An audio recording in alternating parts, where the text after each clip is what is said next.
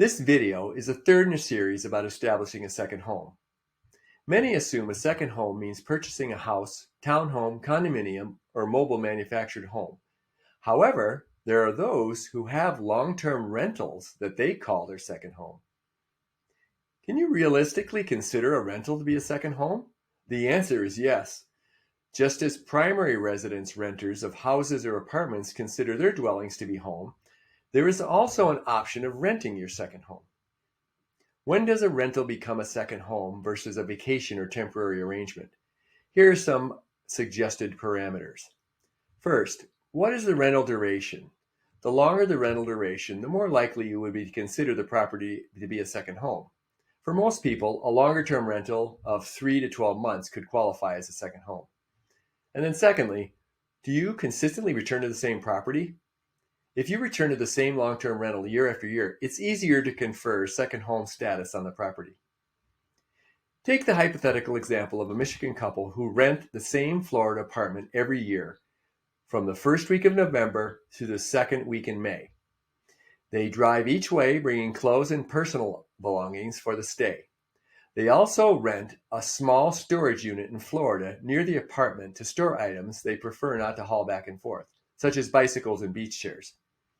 Because they live in Florida for just over half the year, they no longer pay Michigan state income tax. Given this scenario, it's easy to see how this couple considers their Florida apartment to be a second home. The decision to buy or rent a second home involves most of the same factors as the same decision for a main home. At a high level, the decision depends on the current housing market along with your unique financial situation and personal preferences. First, let's look at the advantages of buying. Ownership means equity. Buying means you own an asset that can go up or down in value. In the past few decades, U.S. real estate values have risen on average in most markets. As a result, buyers can have some degree of confidence their second home value will appreciate over time. You can also earn rental income. With full ownership, an owner has the option of generating revenue from renting the property. This can also be an option for some forms of partial ownership. We'll cover that in another video to look at the differences between full and partial forms of ownership. Then there are tax advantages. The federal income tax mortgage interest exemption applies to the sum of main and second home interest payments. However, interest paid on other homes beyond these is not acceptable. Freedom.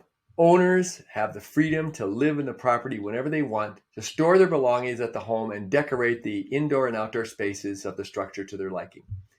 If applicable, however, homeowner association rules may restrict certain practices. Well, so what are the disadvantages of buying? Well, value appreciation is not guaranteed. Risk always accompanies the purchase of an asset. One risk is that the property may not appreciate as much as planned. It may even lose value in certain situations. Homeowners in coastal Florida may be faced with such a prospect, for example. Then there are landlord headaches.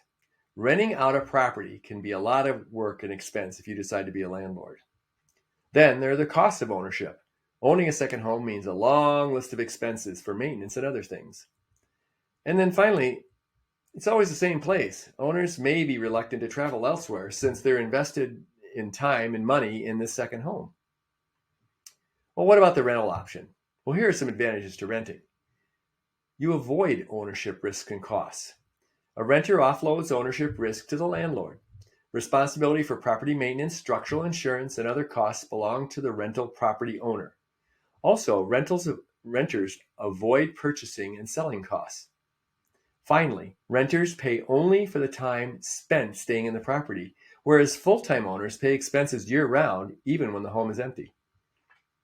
Then there's flexibility. Renters don't have to worry about selling an asset when they no longer want to stay in the property. Also, a renter can rent different properties in different locations each year. This might be a good way to scout future retirement locations. Well, rental has disadvantages as well. When you're a renter, you don't have an asset, so you don't have any equity. Renters forego the possible investment gains on a second home. And there's no income opportunities. Renters pay rent, they don't earn it. Then there are no tax advantages. Tax breaks are enjoyed by owners. and that are not available to renters. And you're at the landlord's mercy. Since the landlord is responsible for many things, renters often experience delays in getting problem fixed at the property. And then there are some other rental costs. While rent does count as a major cost, renters face other kind of expenses. Some of these might be a security deposit, pet fees, renter's insurance, and utilities not covered by the landlord. So, how do you decide? The decision to buy or rent is informed by both personal and economic factors. First, let's talk about the personal factors. Here's some questions you might want to ask. Do I want the freedom to stay in the property anytime I choose? Do I want the freedom to change the property to meet my desires? Do I want to restrict myself to one location for a getaway destination? Do I want to be at the mercy of a landlord? Do I want to be responsible for the maintenance of the property? And if I become a landlord, do I want those responsibilities? Now, how about economic factors? Here's a couple. Do I want to have an asset that will hopefully increase in value? And do I have the financial resources to acquire and maintain a property? To determine if it makes more sense financially to buy or rent, set up an economic comparison between the two. For the prospective purchase, find the following data: the purchase price, the down payment, the mortgage total amount and the interest rate you're going to be charged. Then, what's your mortgage payment going to be, property taxes, insurance, and what it'll cost you for maintenance and repairs.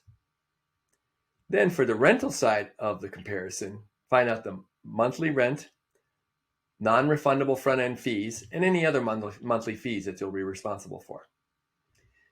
Also, on the renting side, assume the amount that you have otherwise devoted to a down payment, that is your equity going into the purchase, is invested in an interest rate of your choosing.